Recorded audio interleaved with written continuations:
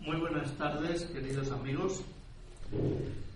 Una vez más, porque no es la primera ni mucho menos, y estoy seguro de que no va a ser la última tampoco, tengo la inmensa satisfacción de estar sentado junto a Luis de Pablo,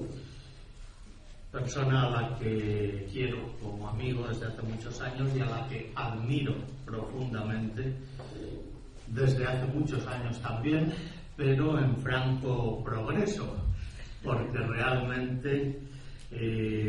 toda su trayectoria es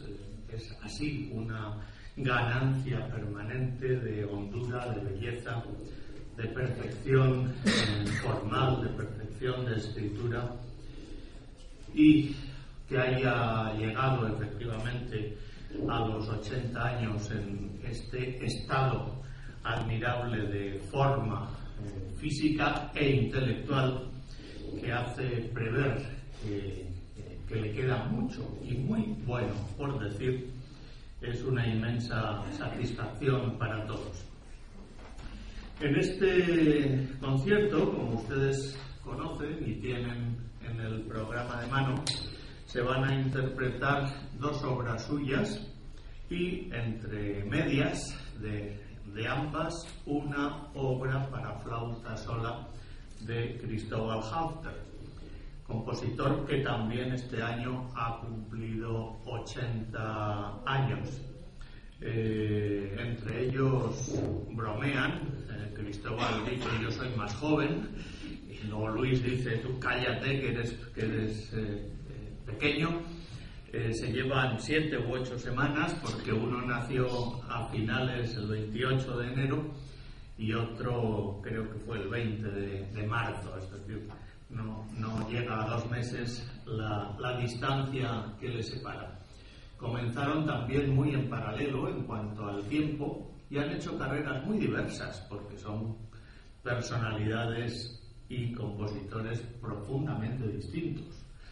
de fortísima personalidad cada uno de ellos y muy diversa, muy distinta,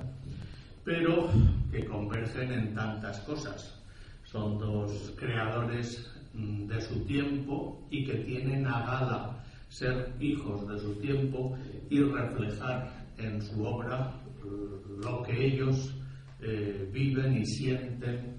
con respecto a su entorno, hasta geográfico, pero también intelectual, artístico, sociopolítico, etcétera, etcétera. El maestro Cristóbal Halffter hubiera querido estar aquí, pero mañana se hace un concierto con obras suyas de gran orquesta, un concierto sinfónico, y justamente ahora, en este momento, están en el ensayo de ese concierto, al que obviamente no podía faltar. Pero tenemos aquí, y repito, es una inmensa satisfacción para mí, al maestro Luis de Pablo, que por cierto presenta aquí 2 obras, como he dicho, y en las 2 interviene el saxofón, y en todo caso este es un ciclo de conciertos organizado por el Sax Ensemble. Esto es un recordatorio de que yo lo tengo que apagar también. Un ciclo de conciertos, digo, promovido, organizado por el Sax Ensemble.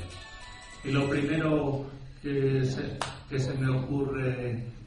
preguntarle, para darle un primer pie y pasar a escucharle a él, que es lo que de verdad nos interesa a todos, es por esto, un instrumento relativamente joven, nuevo, moderno, que no hace tantos años que se introdujo en el ambiente de la música culta. ¿Cómo fue que le atrajo? ¿Cuándo? ¿Qué posibilidades específicas ve en él? Porque ciertamente lo está utilizando con bastante frecuencia en sus obras, en el seno de la orquesta, por supuesto, o de los ensembles, pero incluso con caracteres solistas, como en las obras de Bueno, primero, buenas tardes a todos, agradecerles el que hayan venido y agradecer a José Luis García del Busto, al que les aseguro que no le pago un sueldo por decir las cosas que dice. En fin, muchísimas gracias a él y a ustedes,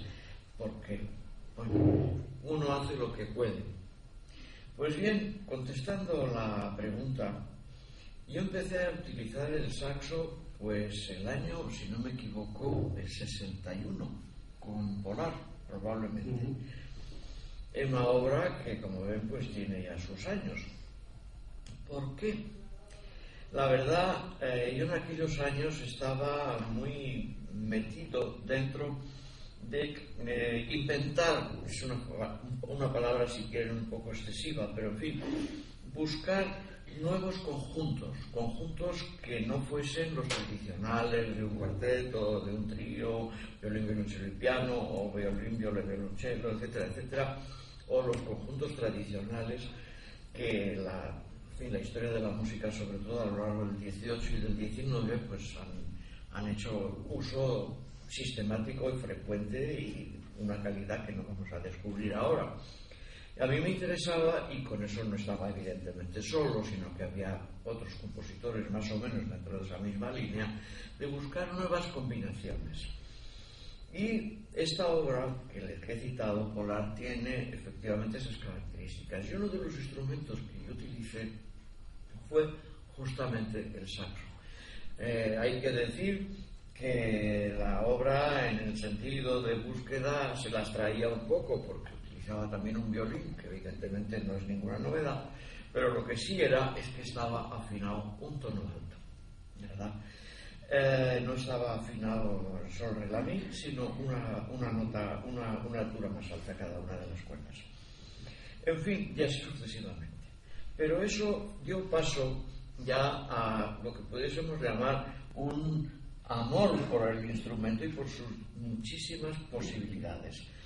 hasta llegar pues a tener una cantidad bastante considerable de obras en donde no solamente el saxo está presente,